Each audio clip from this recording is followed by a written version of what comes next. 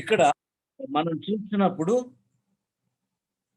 యేసు వారు చెప్పిన మాట లక్ష్య పెట్టక భయపడకుము, నమ్మిక మాత్రం ఉంచుమని సమాజ మందిరపు అధికారితో చెప్పి పేతురు, యాకోబు సహోదరుడగు యోహాను అను వారిని తప్ప మరి ఎవరినైనాను తన వెంబడి రానియక సమాజ మందిరపు అధికారి ఇంటికి వచ్చి వారు గొల్లుగా నుండి చాలా ఏడ్చుచు ప్రలాపించుండుట చూచి లోపలికి పోయి మీరేలా గొల్లు చేసి ఏడ్చుచున్నారు? ఈ చిన్నది నిద్రించున్నదే గాని చనిపోలేదని వారితో చెప్పెను. అందుకు వారు ఆయనను అపహసించిరి.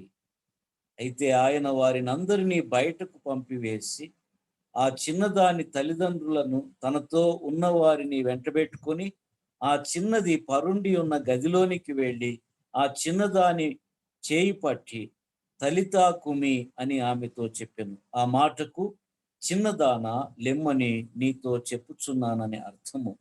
వెంటనే ఆ చిన్నది లేచి నడవసాగెను.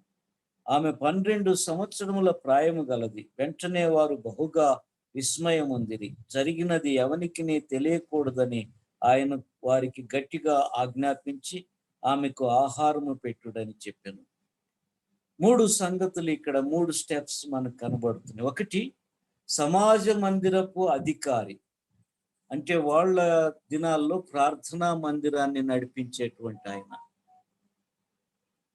ఆయన కుమార్తె జబ్బును పడింది. యేసు ప్రభు బాగు చేస్తాడని ఆయన అక్కడికి వచ్చాడు. యేసుతో ఆయన చెప్పుకొనుచుండగా కొందరు వచ్చి నీ కుమార్తె చనిపోయినది, నీవిక బోధకుని ఎందుకు శ్రమ పెడుతున్నావు, మనం వెనక్కి పోదాం రమ్మని చెప్పినప్పుడు యేసు వారి మాట లక్ష్య పెట్టక భయపడకము, నమ్మిక మాత్రం ఉంచుమని సమాజ మందిరపు అధికారితో చెప్పి పేతురు, యాకోబు సహోదరుడు యోహాను అని వారిని తప్ప మరి ఎవరినైనా వెంబడి రానిక సమాజ మందిరపు అధికారి ఇంటికి వచ్చి వారు గొల్లున ఏడ్చుట చూసి మీరెందుకు ఏడ్చుచున్నారు? ఈ చిన్నది నిద్రించున్నదే గాని చనిపోలేదని వారితో చెప్పారు. ఒకటి, ఆ అధికారి వచ్చి యేసు ప్రభుకి మనవి చేసినప్పుడు కొందరు అతన్ని డిస్క్రైబ్ చేసి చనిపోయింది, ఇంక మనం వెళ్దాం పదా అంటే షీఈస్ ఆల్మోస్ట్ డెడ్, లేదంటే చనిపోయింది అనుకోవచ్చు మనుషుల దృష్టిలో. ఆ తరువాత వాళ్ళు ఇంకా బోధకుడు ఏం చేస్తాడు అంటే ఆయన లిమిటేషన్స్ ని వాళ్ళు పెట్టుకున్నారనమాట. యేసుకి చనిపోతే ఆయన ఇంకేం చేయలేడు. ఏదైనా నార్మల్ జ్వరమో జలుబో దగ్గు అయితే చేస్తాడు, కానీ ఇంక చనిపోయింది ఇంకేం చేస్తాడు ఆయన, ఎందుకు ఆయన తొందర పెట్టడం, వెనక్కి రండి. అది వాళ్ళ మీనింగ్. ఎలా అర్థం చేసుకున్నారో చూడండి. రెండవది, యేసు ప్రభు అక్కడికి వచ్చినప్పుడు వాళ్ళందరూ ఏడ్చుచుండగా ఎందుకు ఏడ్చున్నారు? ఈ చిన్నది నిద్రించున్నదే గాని చనిపోలేదని వారితో చెప్పాను. యేసు ప్రభు దృష్టిలో ఆమె చనిపోలేదు. ఒకవేళ మనుష్య రీతిగా చనిపోయినా కానీ దేవునికి అసాధ్యమైనది ఏది కూడా లేదు కనుక యేసు ప్రభు ఆమె చనిపోలేదని డిక్లేర్ చేయడం జరిగింది. అప్పుడు అక్కడ ఉన్నటువంటి వారు, ఒకటి, వారేమో చనిపోయింది అనుకున్నారు. రెండవది, చనిపోతే యేసు ప్రభు ఏం చేయలేడు అనుకున్నారు. మూడవది, ఇంకా దారుణం ఏంటంటే అందుకు వారు ఆయనను అపహసించిరి, హేళన కూడా చేయడం జరిగింది. ప్రియమైన బిడ్డలారా, స్టిల్ టుడే ఈ దినం కూడా మనము ఇలాగో ఆలోచించేటువంటి అవకాశాలు చాలా ఉన్నాయి. మనంతట మనమే చనిపోయింది అనుకుంటా, అంటే ఇంక అయిపోయింది, ఎవరేం చేయలేరు, దేవుడు కూడా ఏం చేయలేడు, దేవుడి దగ్గరికి కూడా రాము. ఎందుకొరకంటే మనకు అంత విశ్వాసం లేదు. ఏ పరిస్థితుల్లో కూడా దేవుడు నాకు సహాయం చేయగలడు, ఎన్నటికి విడువడు, ఎడబాయడు. ఆ మనుష్యుల వలన కానిది దేవుని వలన సాధ్యమవుతుంది అనే విశ్వాసము మనకి లేకపోవడం వలన ఇంకా అయిపోయింది అని చెప్పి మనమే కథ ముగించుకుంటాం అన్నమాట, ది ఎండ్. ఆ తరువాత మనము అక్కడికి యేసు ప్రభువులాగా అక్కడికి వచ్చినప్పుడు ఆయన ఈ చిన్నది నిద్రించున్నదే గాని చనిపోలేదు అని చెప్తే కూడా హేళన చేసిరి, వాళ్ళు అపహసించిరి. సమ్ టైమ్స్ మనం కూడా దేవుని కార్యాలని జరగనీయకుండా మనము దేవుణ్ణి అపహసించేటువంటి వారంగా కూడా ఉండేటువంటి అవకాశం ఉంది.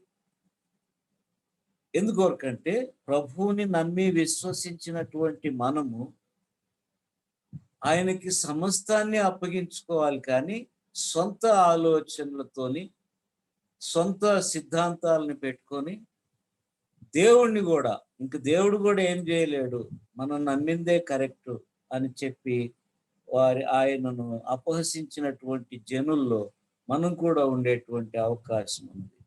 మన దృష్టిలో చనిపోయింది కనుక యేసు ప్రభు ఏమి చనిపోలేదు, నిద్రించున్నదని చెప్తే ఆయనను అపహసించేయటమే. ఎవరో ఆయన ఎక్కడి నుండి వచ్చాడు, పిల్ల చనిపోతే వచ్చి నిద్రపోతుంది అంటాడేంటి, బయటికి తోలేయండి అని.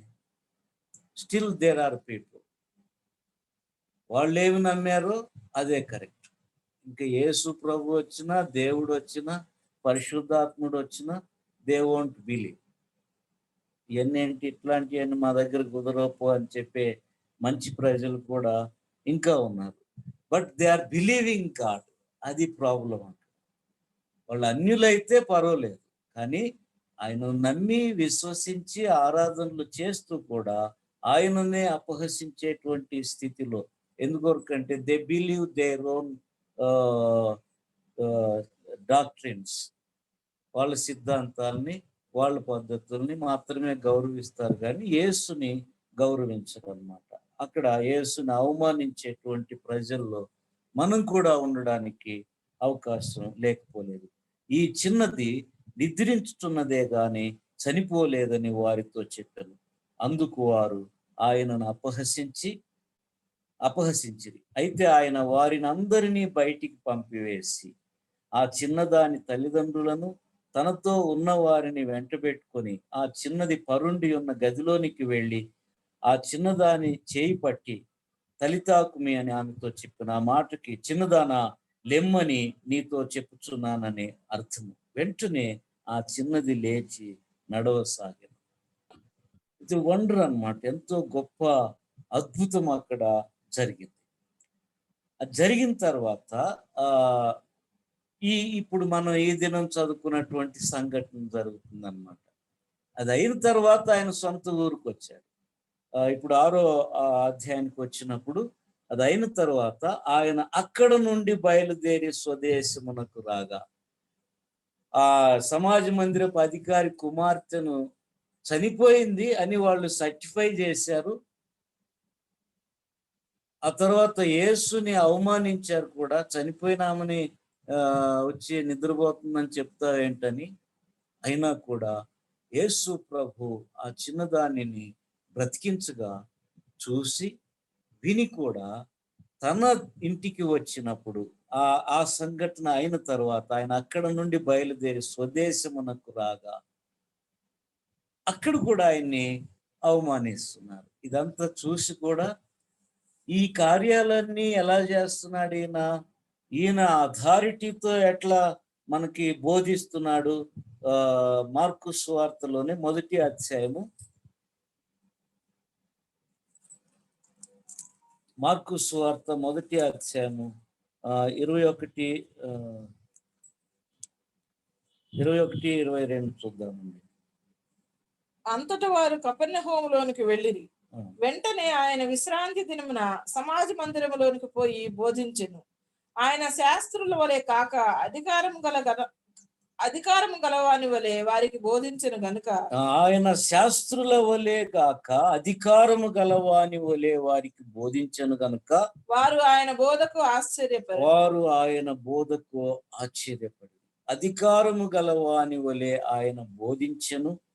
అయినా కానీ అక్కడ ఆశ్చర్యపోయినా ఇప్పుడు తన ఇంటికి వచ్చినప్పుడు ఏమంటున్నారంటే ఈయన ఎవరు, ఈ కార్యాలన్నీ ఎలా చేస్తున్నాడు, ఈ సంగతులు ఇతనికి ఎక్కడి నుండి వచ్చను, ఇతనికి ఇవ్వబడిన జ్ఞానం ఎట్టిది, ఇతని చేతుల వలన ఇట్టి అద్భుతములు చేయబడుచున్నవి ఇదేమి? ఇతడు మరియ కుమారుడు కాడా? ఇతడు యాకోబు, యోసేపు, యూదా, సీమోను అను వారి సహోదరుడగు వడ్లవాడు కాడా?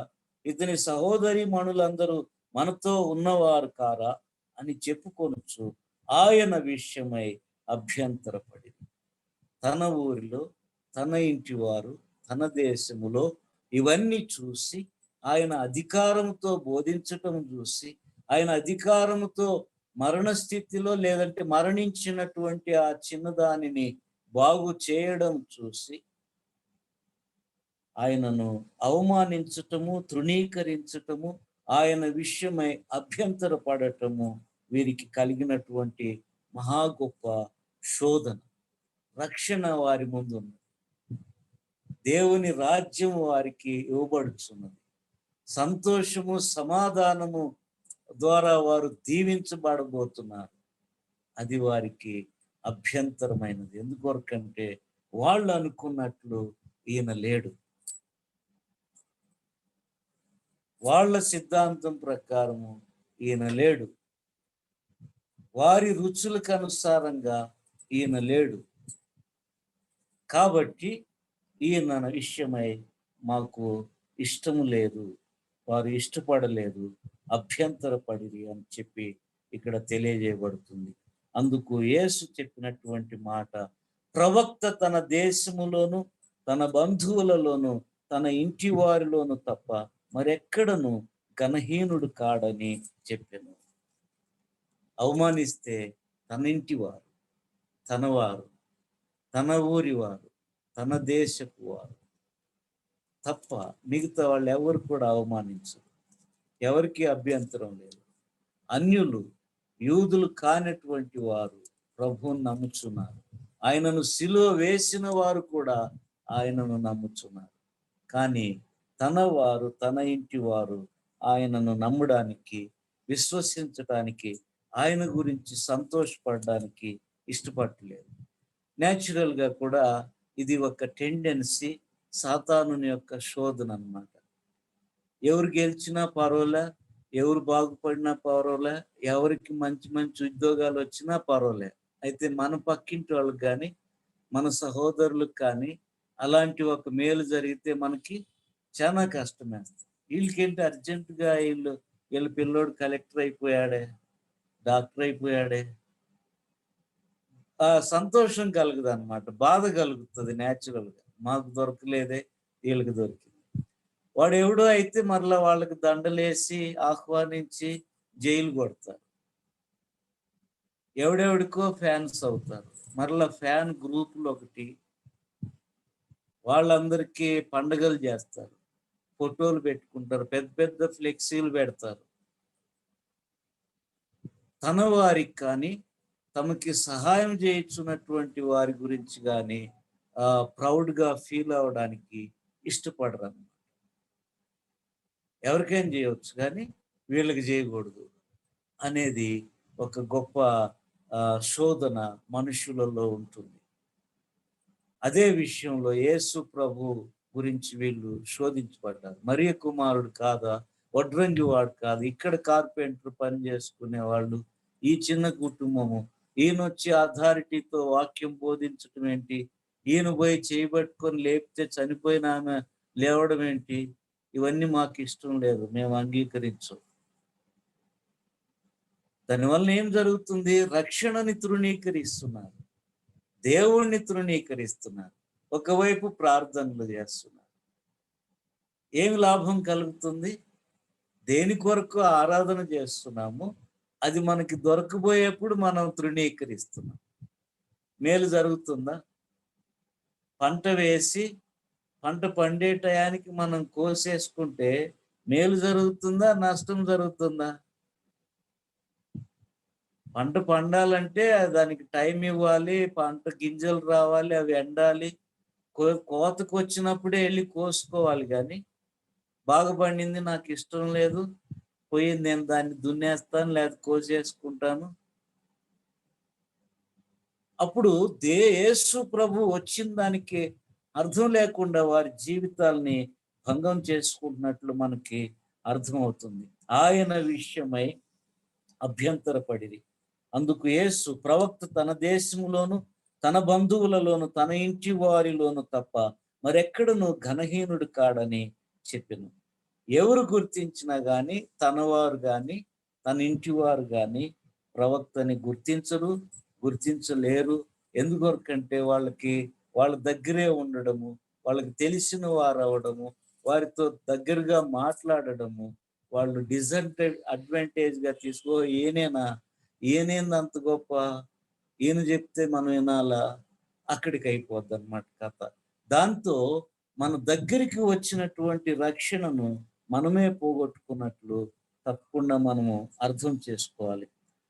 ఆ తర్వాత వాక్యం చూద్దామండి. ఇది వెరీ సీరియస్ అన్నమాట. అందువలన ఏంటి, ప్రవక్త తన దేశములో తన బంధువులలోను తన ఇంటి వారిలోను తప్ప మరెక్కడను ఘనహీనుడు కాడని చెప్పెను. అందువలన కొద్ది మంది రోగుల మీద చేతులుంచి వారిని స్వస్థపరచుట తప్ప మరి ఏ అద్భుతమును ఆయన అక్కడ చేయజాలకపోయెను.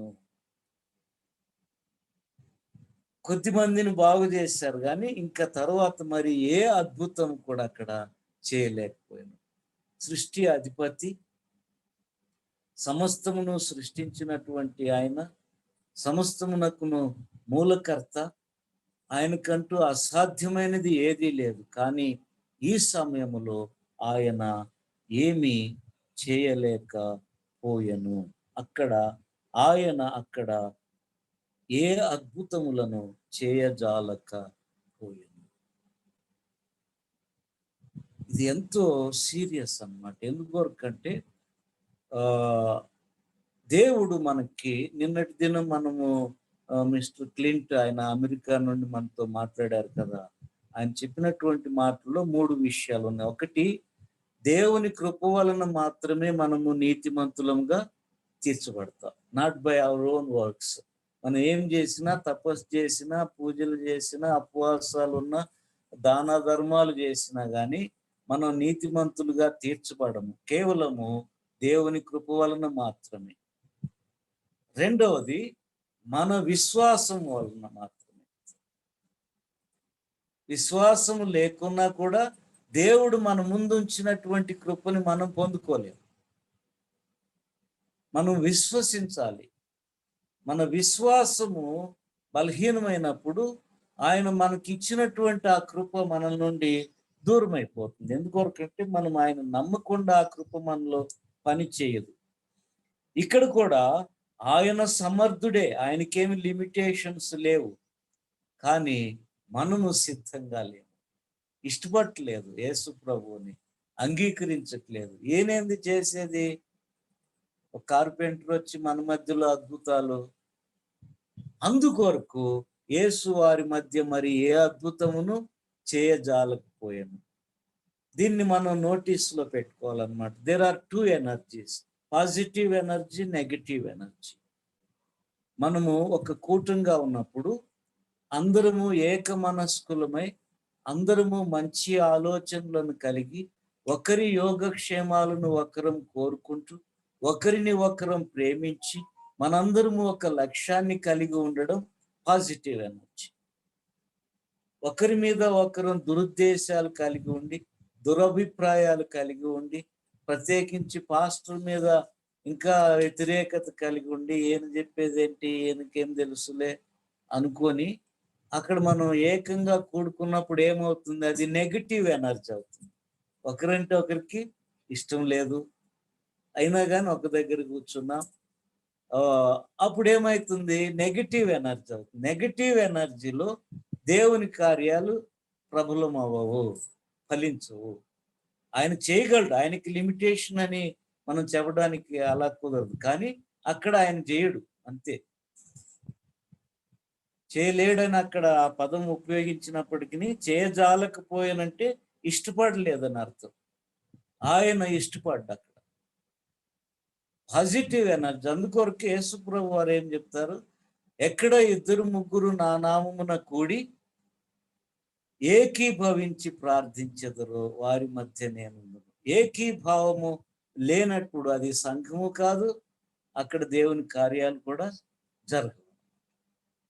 అలాగే even in the family also, ఒక కుటుంబం ఉన్నది, వైఫ్ హస్బెండ్ డిఫరెంట్, ఇద్దరికి పడదు, ఎవరి కూటమి వాళ్ళది, ఎవరి పార్టీ వాళ్ళది, ఎవరి అభిప్రాయాలు వాళ్ళవి, నీకు నాకు సంబంధం లేదు, అయినా కలిసి ఒకే ఇంట్లో ఉండాలి. బిడ్డలు అంతే, ఎవరికి ఇష్టము వాళ్ళది. అప్పుడు అది కుటుంబం అవుతుందా? ఆ కుటుంబంలో ఏమైనా మంచి జరుగుతుందా?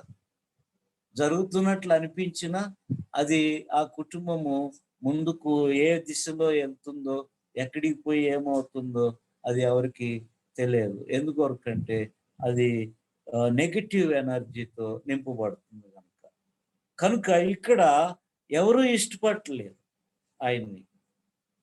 కనుక ఆయన ఏ కార్యమును చేయజాలక పోయెను. నెగటివ్ ఎనర్జీ ఉన్నప్పుడు అక్కడ దేవుని కార్యాలు జరగవు అన్నమాట.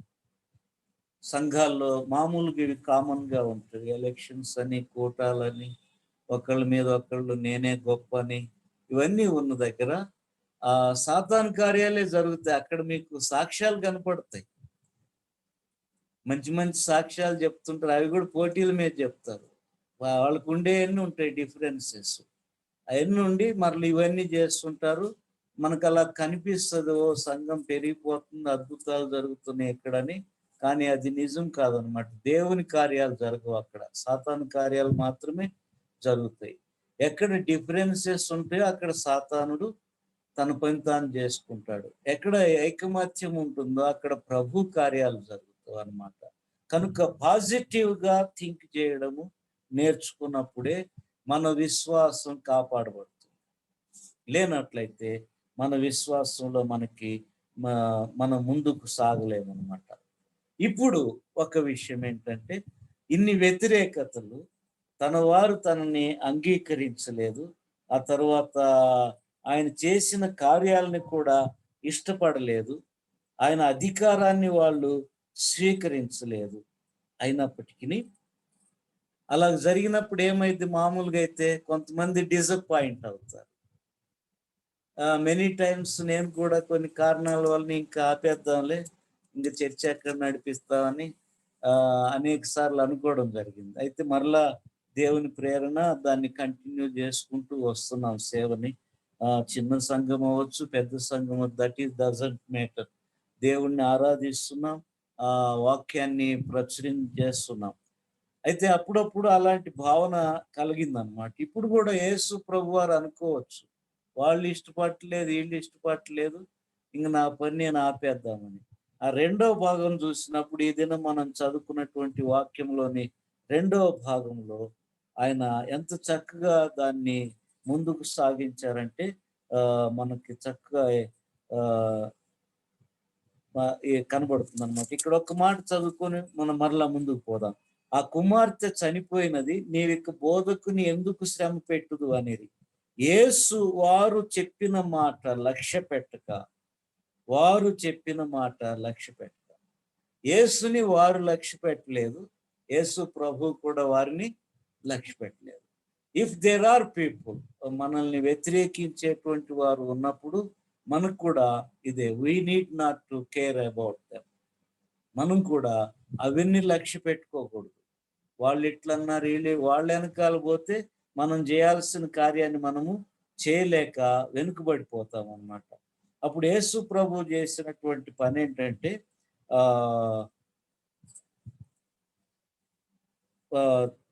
7వ వచనం నుండి, ఆయన 12 శిష్యులను తన యొద్దకు పిలిచి వారిని ఇద్దరిద్దరిగా పంపుచు అపవిత్రాత్మల మీద వారికి అధికారం ఇచ్చి, ప్రయాణము కొరకు చేతికర్రను తప్ప రొట్టెనైనను జాలినైనను సంచిలో సొమ్మునైనను తీసుకొనక, చెప్పులు కొనుడనియు 2 అంగీలు వేసుకొనవద్దనియు వారికి ఆజ్ఞాపించను. తన శిష్యులను సిద్ధపరిచారు. తన మిషన్ ఆపలేదు ఆయన. వీళ్ళు ఒప్పుకోవట్లేదు, వాళ్ళు ఒప్పుకోవట్లేదు, వాళ్ళు ఇలా అన్నారు, వీళ్ళు అలా అన్నారు అని చెప్పి ఆయన తాను చేయాల్సినటువంటి పనిని ఆపలేదు. ఆయన ముందు చాలా లిమిటెడ్ పీరియడ్ ఉంది, 3 years ఓన్లీ. వీళ్ళు వెనకాల పడితే 3 years కాదు, 30 years కూడా సరిపోదు. ఆయన తన కార్యాన్ని తాను ప్రారంభించు తన శిష్యులను సిద్ధపరిచి, మీరు ఎక్కడ ఒక ఇంట ప్రవేశించెదరో అక్కడ నుండి మీరు బయలుదేరు వరకు ఆ ఇంటనే బస చేయుడి. ఏ స్థలమందైనను జనులు మిమ్మను చేర్చుకొనక మీ మాటలు వినుకుంటే అక్కడ నుండి బయలుదేరినప్పుడు వారి మీద సాక్ష్యముగా ఉండుటకు మీ పాదముల క్రింద ధూళి దులిపివేయుడి. కాగా వారు బయలుదేరి మారు మనస్సు పొందవలెనని ప్రకటించుచు అనేక దయ్యములు వెళ్ళగొట్టుచు నూనె రాచి అనేక రోగులను స్వస్థపరచుచుంది. Ignore them. ఎవరైతే అంగీకరించరో ఏమని చెప్తారు యేసుప్రభు వారు? మీరు ఒక ఇంట ప్రవేశించినట్లయితే, ఇక్కడ బోధకులకు కూడా సూచన అనమాట. 4 రోజులు వాళ్ళ ఇంట్లో, 4 రోజులు వీళ్ళ ఇంట్లో, వాళ్ళకి వీళ్ళకి తగాదాలు పెట్టకుండా ఎక్కడుంటే అక్కడే వాళ్ళు ఆదరించారు కనుక అక్కడనే వారితోనే ఉండండి. ఎవరైతే చేర్చుకొనరో వారి గురించి చింతించవద్దు. మీ పాదముల ధూళి అక్కడ దులిపివేయరు. సాక్ష్యంగా వాళ్ళని దేవుడు చేర్చుకుంటారు. మిమ్మల్ని చేర్చుకొనక మీ మాటలు వినుకుంటే మీరు అక్కడ నుండి బయలుదేరినప్పుడు వారి మీద సాక్ష్యముగా ఉండుటకు మీ పాదముల క్రింద ధూళి దులిపివేయుడి. కాగా వారు బయలుదేరి మారు మనస్సు పొందవలెనని ప్రకటించు అనేక దయం తన యొక్క పరిచర్యను ఆయన ముందుకు సాగించారు. కనుక ఆటంకములు వచ్చినప్పుడు అక్కడే మనం నిలిచిపోకూడదు.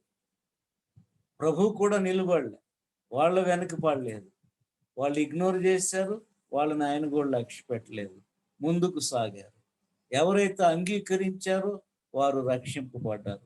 ఎవరు అంగీకరించలేదో వారి తప్పులకు వాళ్ళే శిక్ష అనుభవించేట్లుగా దేవుడు వారి లెక్కను వారికి ఏర్పాటు చేసి ఉన్నారు. ఈవెన్ సిలువ వేయబడుచున్నప్పుడు కూడా 2 దొంగలు ఆయనతో ఉన్నారు. 2 దొంగలు ఉన్నప్పుడు ఇద్దరు మేబీ తప్పులే చేస్తుంటారు.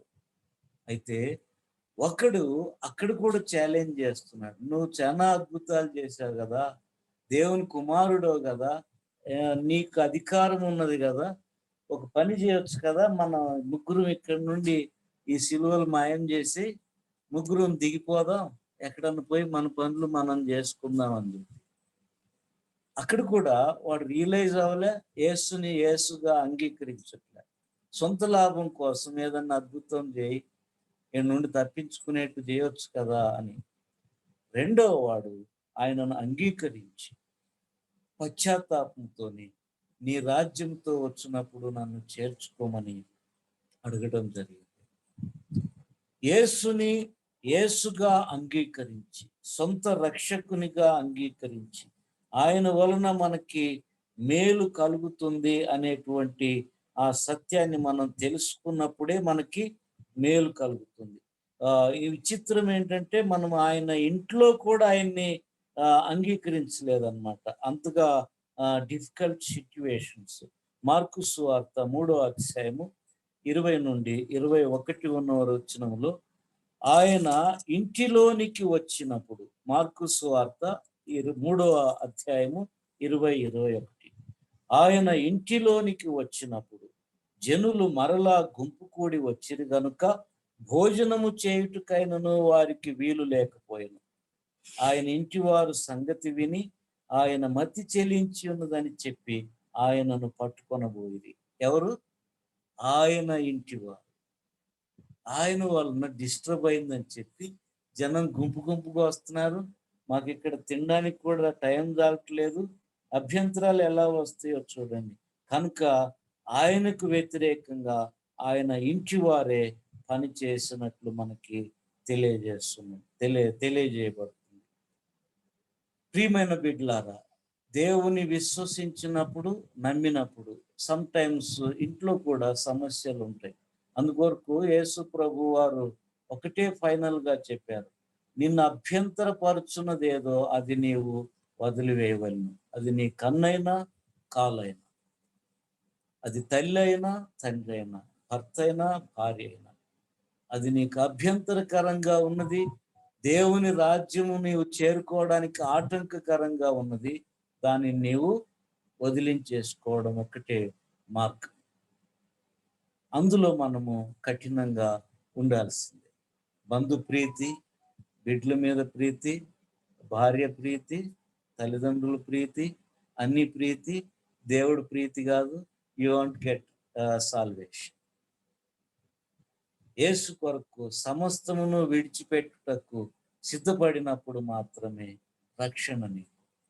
బీయింగ్ రెస్పాన్సిబుల్, నిన్ను ఫాలో అయినప్పుడు, లోబడి ఉన్నప్పుడు వారందరినీ అంగీకరించవచ్చు. వ్యతిరేకించినప్పుడు నిర్లక్ష్యం చేయడం ఒకటే మార్గం, తీసివేయడమే మార్గం. నీ కన్ను నిన్ను అభ్యంతరపరిస్తే దాన్ని తీసివేసే. ఒక కన్నుతో పరలోక రాజ్యం చేరుకో, నో ప్రాబ్లం. కాలు అభ్యంతరపరిస్తే దాన్ని తీసిపడే. ఒక కాలుతోని పరలోక రాజ్యం చేరుకో, నో ప్రాబ్లం. కానీ ఆ కాలు కోసమో కన్ను కోసమో సమస్తము పోగొట్టుకోవద్దని ప్రభు మనకు తెలియజేస్తున్నారు. అభ్యంతరాలు మన క్రైస్తవ జీవితంలో రావచ్చు.